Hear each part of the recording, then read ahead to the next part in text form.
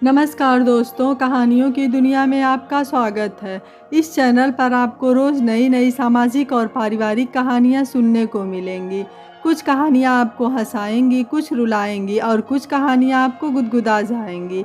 तो चलिए ऐसे ही एक आज भी पारिवारिक कहानी हम शुरू करते हैं। आज की कहानी है, आपको बहू नहीं नौकरानी चाहिए थी जो मुझे ब्याह लाए हैं। कहते हैं जिस घर में बेटी का जन्म होता है वहाँ माँ लक्ष्मी का वास होता है, लेकिन मेरे साथ ऐसा नहीं था। हर माँ बाप की तरह मेरे माँ बाप खुश नहीं थे मेरे जन्म को लेकर, क्योंकि उनके पास पहले से ही 2 बेटियाँ और थी। उन्होंने तो सोचा था कि तीसरी बेटी नहीं बेटा होगा। उसके लिए माँ बाप ने बहुत मन्नतें मांगी थी। सोचा था बेटा होगा तो ऐसा होगा वैसा होगा, लेकिन जैसे ही मेरा जन्म हुआ मेरे माँ बाप के मस्तक पर न जाने कैसे चिंता की लकीरें खींचती चली गईं और मैं उनकी अनचाही बेटी बनकर रह गई। दिन बीतते गए। जब तक मैं छोटी थी मुझे समझ नहीं था लाड प्यार क्या होता है, कैसा होता है। मेरी बहनों को मेरे माँ बाप का प्यार मिलता रहा। पिताजी एक सरकारी मुलाजिम थे जिनकी अच्छी खासी सैलरी हुआ करती थी उस समय, और कुछ ऊपरी आमदनी भी हुआ करती थी उनकी, जिससे घर में बहुत खुशी का माहौल था। हर प्रकार की सुख सुविधाएं थी। लेकिन जैसे ही पिताजी मुझे देखते थे वह मनहूस या कुछ और बातें बनाते हुए मेरे सामने से निकल जाते थे। मुझे हमेशा यही लगता था कि पता नहीं उन्होंने मुझे क्यों पैदा किया। क्या मैंने कोई गलती कर दी उनके घर पैदा होकर। खैर किसी तरह वक्त बीतता जा रहा था। मेरी दोनों बहनों की शादी अच्छे घरों में हो गई। मैं छोटी थी उस समय। जब बहनों की शादियां हुई तो मैं शायद 12 साल की थी। मेरे दोनों जीजा सरकारी नौकरी में थे। उनका भी काफ़ी अच्छा नाम था, पैसे वाले थे, लेकिन वे दोनों बहुत लालची थे। अब जब भी घर आते कुछ ना कुछ बहाना बनाकर पिताजी से पैसे ऐंठते रहते थे और पिताजी ना चाहते हुए भी दे देते थे। पिताजी के पास जो भी जमा पूंजी थी धीरे धीरे कम होती गई। वो रिटायर्ड भी हो गए और उनको जो पैसा मिला था रिटायरमेंट के समय उसको हथियाने के लिए दोनों बहनें अपने पतियों के साथ आकर कुछ दिन यहीं रहने लगीं। घर में रोज क्लेश होता था। वह हमेशा माँ को या पिताजी को भला बुरा कहती थी। वो कहती थी कि तुमने तो शादी में कुछ खास दिया नहीं, इसलिए मुझे ससुराल में ताने सुनने पड़ते हैं। मुझे सास ऐसा कहती है, मेरे ससुर ऐसा कहते हैं। तंग आकर पिताजी ने रिटायरमेंट का जो पैसा मिला था उसको दोनों बहनों में बराबर बराबर बांट दिया। मेरे एक मामा थे जो मुझे बहुत प्यार करते थे। उन्होंने बोला भी कि छोटी के लिए कुछ बचा कर रख लो, लेकिन उन्होंने मामा की एक बात भी न सुनी। अब मैं ही घर का काम करती थी। नौकर भी हटा चुके थे पिताजी। मैं स्कूल से कॉलेज तक पहुंची। कॉलेज में मेरे क्लास में ही एक लड़का पढ़ता था, आशीष, जो शायद मन ही मन मुझसे प्रेम करता था, लेकिन खुलकर उसने कभी उसका इजहार नहीं किया। मैं भी शायद उसको पसंद करने लगी थी, लेकिन डरती थी कोई मेरे या उसके प्रेम को किसी अन्य नज़रों से ना देखे या मेरी बदनामी ना हो, इसलिए मन के भाव मन के अंदर ही दबे रह गए।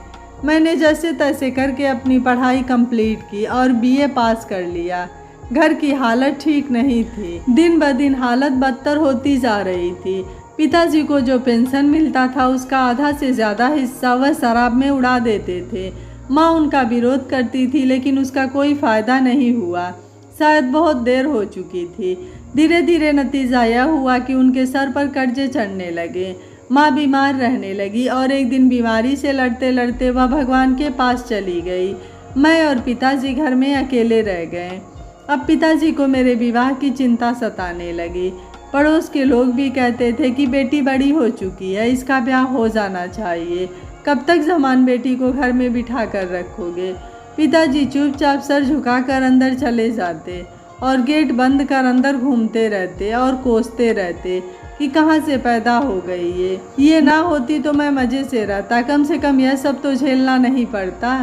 मेरे बहन और जीजा का आना जाना अब इतना ज़्यादा नहीं था, लेकिन कभी कभी वह आते थे हमारी दशा देखने और मुझ पर तरस दिखने को। उनका आना मुझे कतई पसंद नहीं था, क्योंकि अब उनकी गंदी नज़रें मुझे घूरने लगी थी।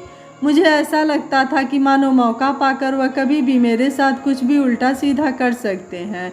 इस वजह से मैं भी चाहती थी कि वह कभी भी मेरे घर ना आए। वक्त बीतता गया, 2-3 साल हो गए। इस बीच 2-3 लड़कों का रिश्ता भी आया, लेकिन सबकी डिमांड इतनी ज़्यादा थी कि पिताजी उसको पूरी न कर पाए या नहीं कर सकते थे। हमारे दूर के रिश्ते के फूफा एक दिन आए और उन्होंने कहा कि मेरे जानकार का एक मित्र है, उनकी 5 साल पहले शादी हुई थी, पत्नी का देहांत हो गया है। अगर आप कहिए तो मैं शीला के लिए उनसे बात चलाऊं। मैं दरवाजे के पीछे खड़ी उनकी बातें सुन रही थी। मेरे तो पैरों के नीचे से ज़मीन खिसक गई। मैं सोच रही थी, क्या मैं इतनी ज़्यादा ख़राब हो गई कि मेरे लिए कोई लड़का ऐसा नहीं बनाया भगवान ने। मैं रात भर रोती रही, लेकिन मेरे पास रोने के अलावा कुछ नहीं था। मैंने पूरे जीवन में पहली बार पिताजी की आंखों से आंखें मिलाकर बोला, पिताजी मेरी शादी कहीं भी कर दीजिए, लेकिन इस आदमी से मत करिए। पिताजी ने डांट कर बोला मुझको कि जा अपना काम कर। मैं रात भर रोती रही और अपने भाग्य को कोसती रही। मैंने भगवान से पूछा, तूने मुझे क्यों बनाया? तूने पैदा ही क्यों किया मुझे, और पैदा होते ही क्यों नहीं मार डाला? कम से कम यह जिल्लत भरी जिंदगी तो नहीं जीना पड़ता। आस पड़ोस और रिश्तेदारों के दबाव में पिताजी ने मेरी शादी उसी अधेड़ उम्र के व्यक्ति से कर दी। उन्होंने शादी का सारा खर्चा खुद ही उठाया था। वह बड़ा ही धनवान व्यक्ति था, काफ़ी ठाट बाट थी उसकी। शादी की पहली रात थी। मैं सहमी सहमी बेड पर बैठी थी, अपने पति का डरी डरी इंतज़ार कर रही थी। मन ही मन मैंने सोच लिया था, अगर उसने मेरे साथ कुछ ज़बरदस्ती किया तो मैं जहर खाकर मर जाऊंगी। शायद ऊपर वाले ने मेरी सुन ली। रात के 2 बज रहे थे। मैं इंतज़ार करते करते थक कर सो गई। अचानक गेट पर किसी के आने की आहट हुई। आवाज़ सुनते ही मैंने गेट खोला तो देखा नशे में धुत मेरा पति सिगरेट के गोल गोल छल्ले उड़ाता हुआ आया और बोला, क्यों अभी तक तू जगी है? खड़ी क्यों है? जा कर सो जा। मैं चुपचाप डर के मारे बिस्तर पर सो गई। अगले ही पल मैंने उसको भी अपने बगल में लेटा हुआ पाया, लेकिन नशे में धुत वह आकर सो गया। मैंने भगवान का शुक्रिया अदा किया और एक चद्दर लेकर नीचे फर्श पर बिछाकर लेट गई। सुबह मैं जल्दी उठकर नहाकर भगवान की पूजा पाठ करके बाहर निकली। मेरे पति की एक बूढ़ी माँ थी। मैंने उनके पैर छुए और आशीर्वाद की कामना की। वह चिल्लाते हुए बोली, उठ गई महारानी, उठने का टाइम हो गया। चाय पानी कौन बनाएगा? तुम्हारा बाप आकर बनाएगा क्या? ये सजना संवरना छोड़ दो और जाकर घर का चूल्हा चौका झाड़ू पोछा करो। मेरे तो पैरों तले ज़मीन खिसक गई। सारे सपने बिल्कुल चकनाचूर पहले से ही हो गए थे, जहाँ मैंने अपने भाग्य से समझौता कर लिया था। आज लग रहा था शायद बहुत बड़ी गलती हो गई मुझसे। काश मैं शादी से पहले ही इनकार कर देती या भाग जाती, तो मुझे यह दिन तो ना देखने पड़ते। मुझे अपने आने वाले भविष्य की चिंता सताने लगी। अब मेरा नसीब शायद यही था। शायद उनको बहू की नहीं, एक नौकरानी की ज़रूरत थी जिसको ब्याह कर ले आए थे। दिन बीतता गया और मैं नौकरानी का काम करती गई और वैसे ही कमरे में एक कोने में जाकर सो जाती थी। 2 महीने बीत चुके थे शादी के, लेकिन हम दोनों एक दूसरे से पूरी तरह अनजान थे। एक दूसरे को कभी छुआ तक नहीं था। रोज की तरह उस रात भी मेरा पति नशे में धुत होकर आया। मैंने हमेशा की तरह कुंडी खोलकर उसे अंदर आने दिया और नीचे फर्श पर जाकर सो गई। कुछ मिनटों बाद मुझे एहसास हुआ कि वह सोया नहीं, जगा हुआ है। ठीक मेरे बगल में आकर लेट गया वो, और मुझे इधर उधर सिर से पांव तक छूने की कोशिश करने लगा। मैं डरी सहमी सी उसे बोलने लगी कि आप ऐसा मत कीजिए, आप अभी नशे में हैं, भगवान के लिए मुझे छोड़ दीजिए। लेकिन उसने एक न सुनी और किसी खरीदे हुए फूल की तरह मुझे मसल देना चाहता था। मैं चीखना चाहती थी, चिल्लाना चाहती थी, लेकिन उसने मेरा मुंह बंद कर दिया था, जिससे मेरी सांसें घुटने लगी थी। मुझे लग रहा था शायद अब मैं जी नहीं पाऊंगी। अचानक उसकी पकड़ ढीली होती गई। मैं भागकर ऊपर बेड पर चली गई। वो वहाँ भी आ गया और आते ही सो गया। मैं भागकर नीचे सिमट कर दरवाजे के कोने में दुबक कर बैठ गई और सुबह का इंतज़ार करने लगी। सुबह सूरज ने जैसे ही उगना शुरू किया, मैंने किवाड़ खोलकर बाहर देखा। मेरी सास भी अभी जगी नहीं थी, वह सो रही थी। मैंने पिताजी को चुपके से फ़ोन मिलाया, लेकिन पिताजी ने फ़ोन नहीं उठाया। मैंने फिर दोबारा फ़ोन किया। इस बार पिताजी ने फ़ोन उठा लिया। मैंने उनको अपनी सारी आप बीती सुना दी। मैंने उनसे बोला, पिताजी मुझे आप यहाँ से ले जाइए, वरना मैं जी नहीं पाऊँगी, मैं मर जाऊँगी, आत्महत्या कर लूँगी। पिताजी ने मुझसे बोला, अब वही तेरा ठिकाना है, तेरी डोली यहाँ से गई थी, अब अगर अर्थी वहाँ से निकले तो यह तेरा भाग्य होगा, और कहकर फ़ोन काट दिया। मैं अपने भाग्य पर रोती रही, बिलखती रही, लेकिन मेरी चीख पुकार सुनने वाला कोई नहीं था। एक पति मिला था जो नशे में धुत पड़ा हुआ था, और एक क्रूर सास जो किसी की नहीं सुनती थी। मैंने भी आज फैसला कर लिया था, आज कुछ भी हो जाए मैं अत्याचार नहीं सहूँगी। मैं अब जरूर प्रतिकार करूँगी और इनको बताऊँगी कि मैं कोई नौकर नहीं हूँ। मैं यह सोचती रही और बाथरूम में जाकर बहुत ही फूट फूट कर रोई। नहा कर रोज़ की तरह पूजा पाठ करके मैं सास के पास आई। सास ने फिर वही अपने प्रवचन सुनाए। अब तो मुझे आदत सी हो गई थी सुनने की। मैं अनसुना कर चली गई, लेकिन मेरे पति अभी तक जगे नहीं थे। सुबह के 9 बज गए, लेकिन पति अभी भी सोकर उठे नहीं थे। क्रूर सासू माँ कमरे में गई उनको जगाने। देखा वह बेसुध पड़े हुए थे। काफ़ी हिलाया डुलाया पर कुछ आवाज़ नहीं आई। उसने चिल्लाना शुरू कर दिया, हाय तूने मेरे लाल को मार डाला, क्या कर दिया तूने मेरे लाल के साथ। और मेरा बाल पकड़ते हुए घर के बाहर तक ले आई। मुझे कुछ समझ में नहीं आया कि क्या हो गया। इससे पहले कुछ समझ पाती कि कुछ ही देर बाद पुलिस की गाड़ी आ गई। मेरी सास ने पुलिस को बुला लिया और बोला कि मेरी बहू ने मेरे बेटे को मार डाला, इसे ले जाओ पकड़कर। मैं बहुत घबराई थी, इस पूरी दुनिया में मेरा कोई भी नहीं था।